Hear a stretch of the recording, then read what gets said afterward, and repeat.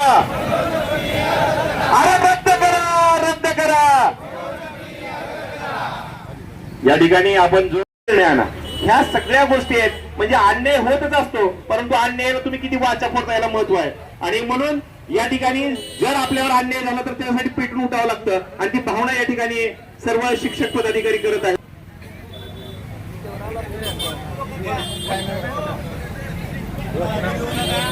तर भालके सरांना विनंती करतो की आपण 2 शब्द बोलायचे। जिल्हाधिकारी महोदयांना आत्ताच धाराशिव सर्व जिल्हा शिक्षक संघटना समन्वय समितीचं शिष्टमंडळ भेटलं आणि आज जे धरणे आंदोलन केलं त्या धरणे आंदोलनाची संपूर्ण कहाणी किंवा अपबीत त्यांना सांगितली। आणि ते विषय तर सर्व त्यावर आहे, परंतु त्यातला जो महत्त्वाचा विषय आहे म्हणजे पदोन्नतीचा, तर त्याच्यामध्ये जो काही गैरकारभार झाला आहे तर त्याची आपल्यामार्फत किंवा राज्य शासनामार्फत आपण चौकशी करावी आणि ती चौकशी करून जिल्ह्यातील 4,500 शिक्षकांना न्याय द्यावा अशी आमची न्याय मागणी साहेबांना केली। वास्तविक पाहता ज्याचं प्रमोशन झाले तेही शिक्षक आहेत, ते आमचे दुश्मन नाहीत, परंतु आता जे होणार आहेत तेही शिक्षक आहेत, परंतु ही जी पद्धत त्यांनी अवलंबली आहे प्रमोशन करायची ती अतिशय चुकीची आहे। आणि हा पांडा पडल्यामुळे या पुढील काळामध्ये किमान 25 वर्ष प्रमोशन होणार नाहीत विस्तारित अधिकारी पदाचे, त्याच्यामुळं ही पद्धत पूर्णतः चुकीची आहे। म्हणून आमची प्रकर्षानं मागणी अशी होती की हे सर्व पदोन्नत्या रद्द कराव्या आणि सेवा ज्येष्ठांना नवीन पदोन्नत्या कराव्या आणि शिक्षकांना न्याय द्यावा अशा साहेबांना मागणी केली आहे।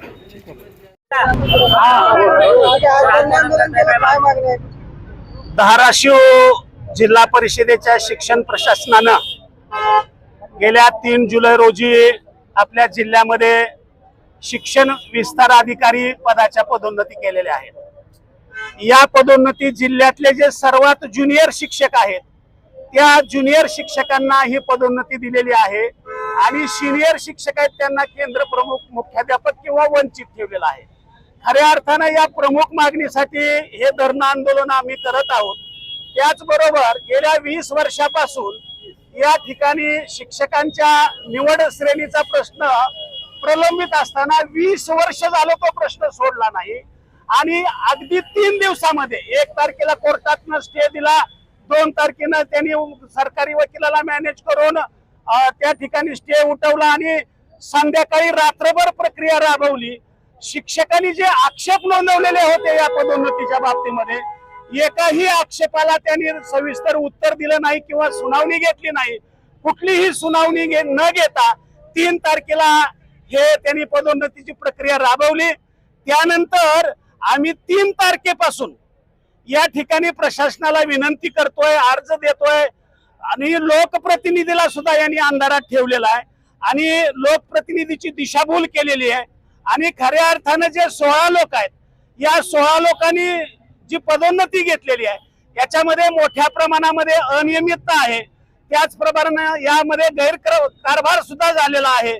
त्यामुळे आमची सर्वांची एक मागणी आहे की ती पदोन्नती प्रक्रिया जी झालेली आहे चुकीची 16 लोकांची ती तात्काळ रद्द केली पाहिजे आणि सेवा ज्येष्ठतेनं जे या तालुक्यामध्ये या जिल्ह्यामध्ये टीईटी धारक आहेत आणि त्यांची सेवा ज्येष्ठता यादी तयार करून त्यांना पदोन्नती द्यावी। त्याचप्रमाणे आणखी एक महत्वाचा प्रश्न आहे की आपल्या जिल्ह्यामध्ये साधारण 150 जागा ह्या प्राथमिक पदवीधराच्या रिक्त आहेत आणि 150 जागा रिक्त असताना भाषा पदवीधर किंवा विज्ञान पदवीधरांची पदोन्नती न देता फक्त विस्तार अधिकाऱ्याची पदोन्नती त्यांनी देण्याचा घाट घातला। आज ही जी पदोन्नतीची पद आहेत ही सरळ सेवेमध्ये त्यांनी टाकलेली आहेत, त्यामुळे जे भाषा पदवीधर आहेत विज्ञान पदवीधर आहेत यांना सुद्धा यांच्यावर सुद्धा मोठा अन्याय झालेला आहे। मोठ्या संख्येनं आज खऱ्या अर्थानं याच्यापेक्षा मोठी संख्या आली असती, पण आम्ही सगळ्या शिक्षकांना सांगितलं की आपल्याला शाळा पण सुरू ठेवायची आहे। जिल्ह्यातल्या आम्ही शाळा सुद्धा सुरू ठेवलेल्या आहेत आणि लांबचे उमारगा असतील, परांडा असतील, आणखी लोक येत आहेत। साधारण या ठिकाणी 2,500 लोक शिक्षक उपस्थित राहतील आणि हा आमचा असंतोष या ठिकाणी व्यक्त करतील आणि प्रशासनाला मागणी करतील की ह्या पदोन्नत्या ज्या झालेल्या आहेत विस्तार अधिकाऱ्याच्या त्या तात्काळ रद्द करा।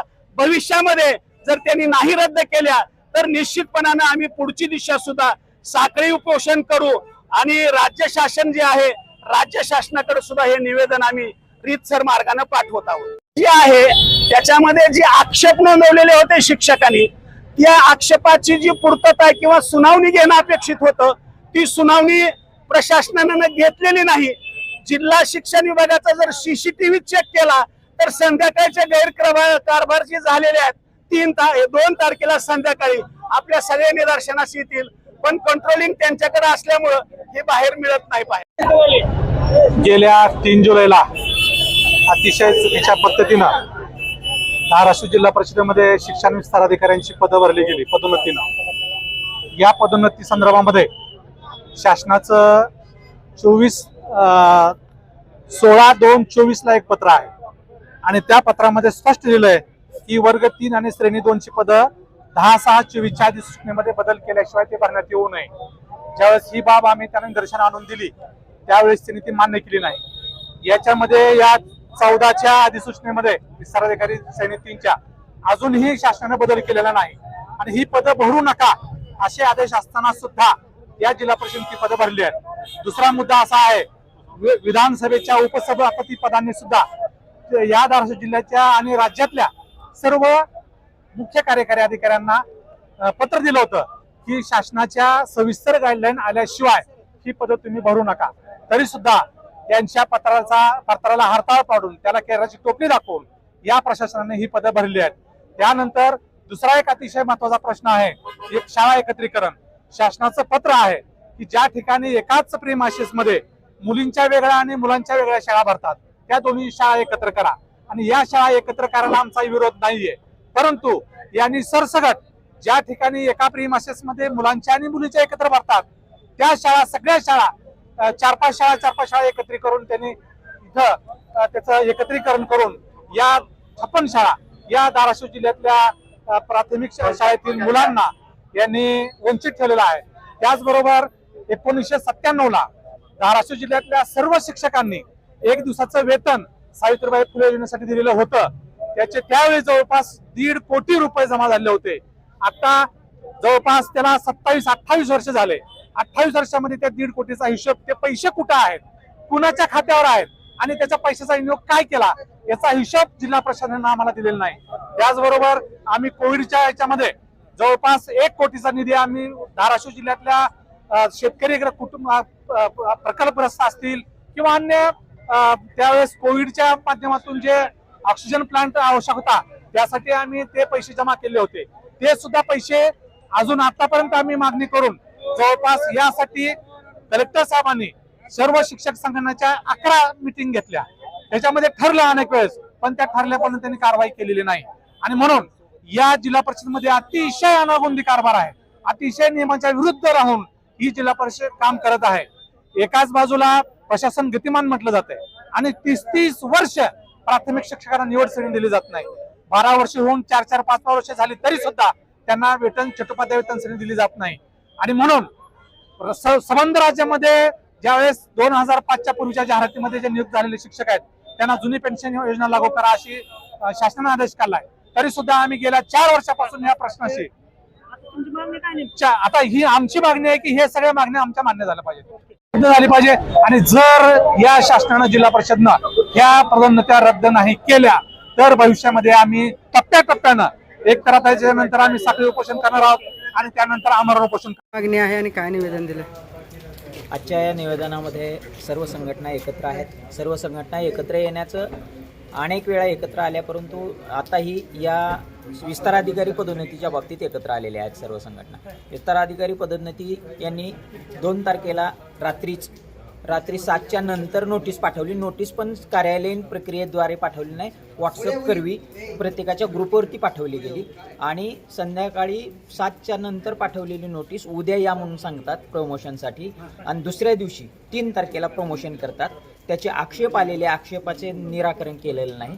काही न्यायालयीन प्रक्रिया किंवा जी प्रक्रिया व्हायला पाहिजे त्या प्रक्रियेनुसार झालेली नाहीत, अनियमितता झालेली आहे आणि संचालकाचं पत्र 1 सप्टेंबर 2025 पूर्वी PET झालेल्यांना पदोन्नती द्या असं म्हटलेलं आहे. परंतु संचालकाचं पत्र म्हणजे सुप्रीमो नसतं.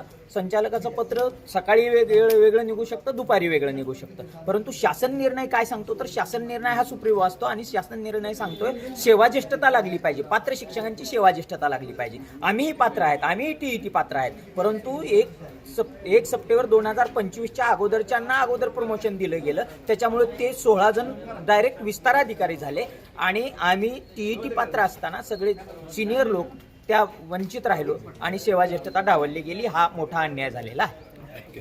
या सर्व मागण्याबाबत आत्ताच आम्ही माननीय जिल्हाधिकारी महोदयाशी चर्चा केली आणि जिल्हाधिकारी महोदयांनी आम्हाला आश्वासन दिलं आहे की लवकरच आम्ही सर्व संघटना प्रतिनिधीची एक बैठक बोलवू आणि आपल्या ज्या मागण्या आहेत त्या वरिष्ठ स्तरापर्यंत पोहोचवण्याचं काम करू. आणि यात एक महत्त्वाचा मुद्दा राहिलेला आहे की हे प्रशासन 2 दिवसात पदोन्नती करतं, पण शिक्षकाच्या जिव्हाळ्याचा जो प्रश्न आहे जिल्हा पुरस्कार, कोरोना काळातल्या पात्र शिक्षकांना जिल्हा पुरस्कार द्यावा अशा आम्ही समन्वय समितीच्या माध्यमातून गेली 3 वर्ष मागणी करत आहोत. पण त्या प्रश्नाबाबत या प्रशासनानं काही दखल घेतलेली नाही. मान्य आयुक्ताकडे हे प्रस्ताव पाठवलेले नाही, त्याची परवानगी घेतलेली नाही. परंतु पदोन्नती म्हणलं की 2च दिवसात हा सगळा कार्यक्रम उरकण्यात आलेला आहे. म्हणजे हा शिक्षकावर झालेला खूप मोठा अन्याय आहे असं आमचं मत आहे. ठीक आहे, आज आपण धरणे आंदोलन केलेलं आहे. काय मागण्या आहेत आणि कशासाठी आंदोलन होतं? आज आम्ही धाराशिव जिल्ह्यातील सर्व शिक्षक संघटनेच्या वतीनं 1 दिवसाचं लाक्षणिक उपोषण केलं आहे. त्यामध्ये एकूण 9 मागण्या होत्या आमच्या. त्यातली प्रामुख्यानं मागणी जी आहे की 3 जुलै रोजी जी जिल्हा परिषदेनं पदोन्नती केल्या होत्या विस्ताराधिकाऱ्यांच्या आणि केंद्रप्रमुख मुख्याध्यापक, यामध्ये अनियमितता विस्ताराधिकारी पदोन्नती झालेली आहे. ही पदोन्नती रद्द करावी त्यासाठी कोर्ट केसेस झाल्या होत्या, परंतु कोर्टाची दिशाभूल करून या जिल्हा परिषदेनं कोर्टाचंही चुकीचं दाखल करून तो स्टे उठवला आणि आणखी ती केस सुरू असताना सुद्धा इकडं मात्र आदल्या दिवशीच येऊन 2 दिवसामध्ये ही प्रक्रिया पूर्ण केली, ज्यामध्ये अनेक शिक्षकांनी आक्षेप घेतले होते. शिवाजी यादी लावली नव्हती, त्या यादीला काही मुदत दिली नव्हती.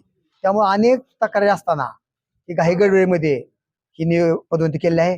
याच्यामध्ये मोठा आर्थिक व्यवहार झाल्याचं असं बोललं जातं जिल्ह्यामध्ये.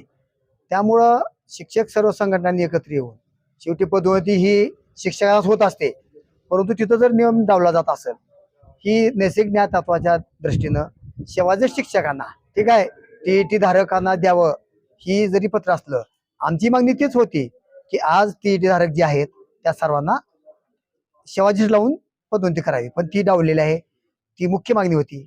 यामुळे आम्ही आज मोठ्या प्रमाणात धरणे आंदोलन केलं आहे. ठीक आहे, हे जे आपण म्हणताय की त्याच्यामध्ये भोंगा कारभार झाला किंवा ज्याला पदोन्नती द्यायला पाहिजे त्याला देण्यात आली नाही, आपला नेमका आरोप कोणावरती आहे आणि आपली मागणी काय व्हायला पाहिजे? आमची प्रामुख्य ही मागणी आहे की ही जे TET धारक शिक्षक आहेत त्यांची सेवाज्येष्ठ लावावी. राज्यातील फक्त 4 ते 5 जिल्हा परिषदेने ही पदोन्नती केली होती आणि कोर्टानं सुद्धा संरक्षण पुन्हा दिलं होतं की जे 1 जुलैच्या पूर्वी ज्या पदोन्नती झाल्या होत्या त्यांना त्या पत्राद्वारे संरक्षण होतं. आज ते ज्या पत्रानं पदोन्नती केली ते संचालकाचं पत्रही न्यायालयाने रद्द केलं, संचालकांनी सुद्धा रद्द केले. परंतु त्याच्यामध्ये चुकीच्या पत्रानुसार धाराशिव जिल्ह्यामध्ये जी पदोन्नती झाली ती प्रामुख्याने रद्द करावी ही आमची मुख्य मागणी आहे. ती मागणी झाली तरच शिक्षकांना. झाली असं आपण म्हणताय, नेमका आरोप कोणावरती, कशामुळे देवाणघेवाण झाली आणि काय झालं? आता प्रशासनातील शिक्षणाधिकारी असतील, सामान्य प्रश्न असेल, आमची मागणी आहे की चौकशी करावी, ह्याची वरिष्ठ पातळीवरून त्याची चौकशी व्हावी. निश्चितच आमची सुद्धा मागणी ग्रामविकास मंत्री आले होते जिल्ह्याच्या दौऱ्यावर, तेव्हा आम्ही निवेदन दिलं होतं की प्रक्रिया रद्द करावी. त्यांनी आम्हाला आश्वासन दिलं होतं की ह्यात काय तपासून पाहतो, परंतु तेही काय झालं नसल्यामुळं शेवटी शिक्षकांना एकच कायदेशीर न्याय तत्व आहे की जे की ते धरणं आंदोलन करू शकतात, आपल्या न्याय हक्कासाठी ते आंदोलन करू शकतात. ते आम्ही डॉक्टर बाबासाहेब आंबेडकरांनी दिलेला घटनेचा अधिकार आहे, तो अधिकार वापरून आज जिल्ह्यातील सर्व शिक्षकांना इथं बोलले होतं. परंतु तिकडे शाळा सुद्धा आम्ही सुरू ठेवलेली आहे. 50% शिक्षक शाळेवर होते आणि 50% शिक्षकांना अर्धी रजा घेऊन दुपारी इकडे 2 वाजता या म्हणून विद्यार्थ्यांचं नुकसान होऊ नये ही प्राधान्य आम्ही पाहतो. दुसरा एक महत्वाचा विषय होता की शासनाचं एक पत्र होतं की जिल्ह्यातील जे कन्या शाळा आणि बॉईज शाळा एकाच कॅम्पसमध्ये भरत असतील तर अशा शाळाचं एकत्रित करावं, शासनाचा आदेश आहे, मान्य आहे. कोणत्या जिल्हा परिषदनं हायस्कूल आणि जिथं पूर्वीपासूनच सहशिक्षण सुरू आहे या सगळ्या शाळा एकत्र केल्या आहेत. याचा परिणाम झाला आहे की आज त्या ठिकाणची विद्यासंख्या कमी झाली आहे, शिक्षक संख्या कमी झाली आहे, प्राथमिक शाळेतले मुख्याध्यापक कमी झाले आहेत. म्हणून आमची मागणी आहे किंवा त्या ग्राम समितीचा ठरावही आहेत की आमच्या शाळा पूर्वीप्रमाणे एकत्र ठेवा. आम्ही मान्यता दिली, कुणाला दिली मान्यता की जे एकाच कॅम्पसमध्ये कन्या शाळा आणि बॉईज शाळा आहे वेगळ्या भरतात ते एकत्र करा, पण त्यांनी त्या पत्रात चुकीचा अर्थ घेऊन जी केली आहे ती रद्द करा अशी आमची मागणी आहे.